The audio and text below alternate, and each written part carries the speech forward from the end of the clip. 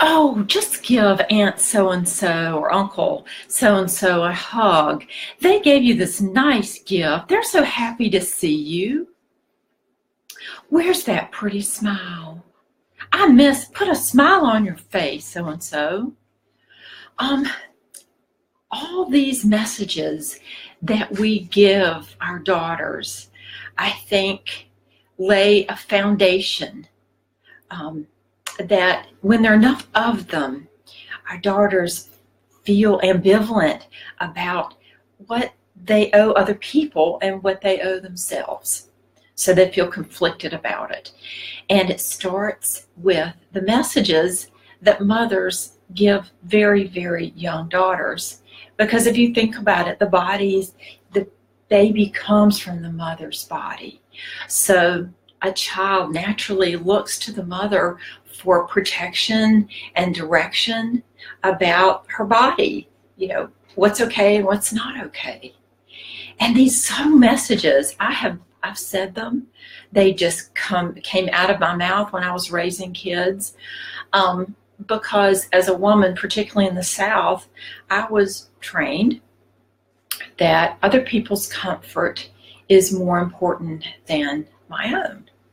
So I didn't think this consciously. I didn't, do the math inside my own head. But as a little girl, giving somebody a smile, and if you feel good, it's a wonderful thing.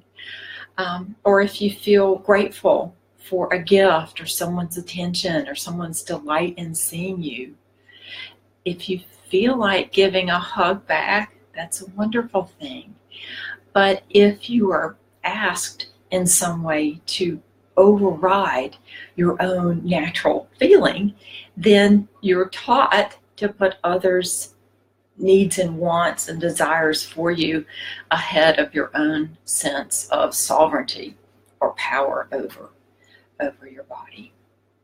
So what I want to do is to ask other women and other mothers to make these promises to our daughters, if we have little daughters or granddaughters or nieces, or if we're a school teacher, a kindergarten teacher or a preschool teacher, to really think about the messages that we send. I think we have to be thoughtful and intentional.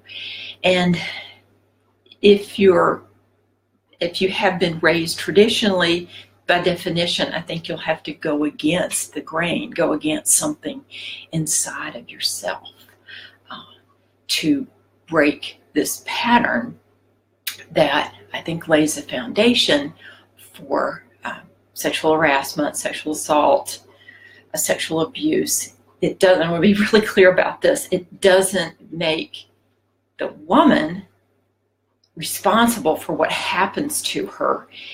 It just, all these internal messages, I think, create a vulnerability that can be taken advantage of, or a conflict. I mean, if you think about a little child is powerless, a toddler is powerless. We do this with my granddaughter. I mean, she's just so delightful. You just want to pick her up and eat her up and hug her and kiss her and all that. But her mother has encouraged me, and I think it's so important to ask her first, hey, Mariella, can I pick you up? And I would say 9 times out of 10, I'd love to say she rushes into my arms. 9 times out of 10, she says no. And if you do have to pick her up to put her in the car seat or whatever, her mother encourages you to say, I'm going to pick you up now and put you in the car seat. So there are times when you take over her body, right?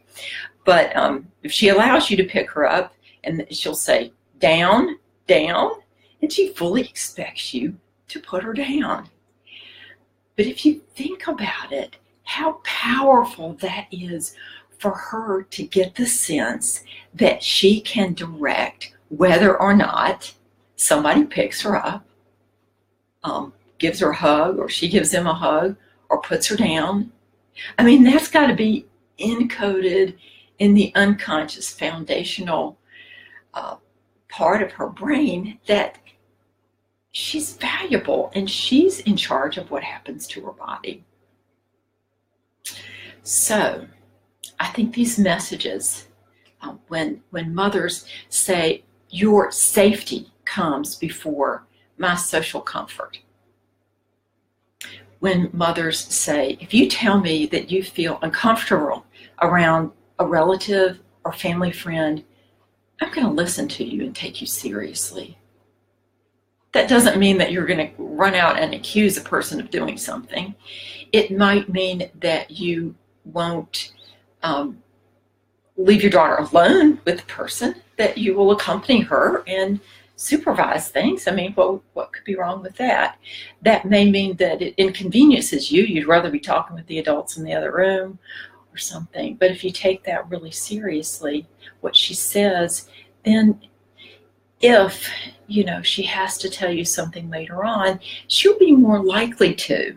We expect kids to tell us everything without putting the foundational pieces in place.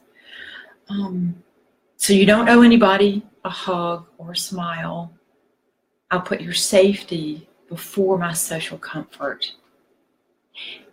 And if you tell me you feel uncomfortable with a relative or even a family friend, I'll listen to you. I think when we can make these pledges to our daughters, our granddaughters, our nieces, anyone we're in charge of as an adult and authority figure, we heal a little bit within ourselves. And we work to break this cycle and empower ourselves as we empower other women. This is Catherine Fabrizio with Daughters Rising. Thank you. Goodbye.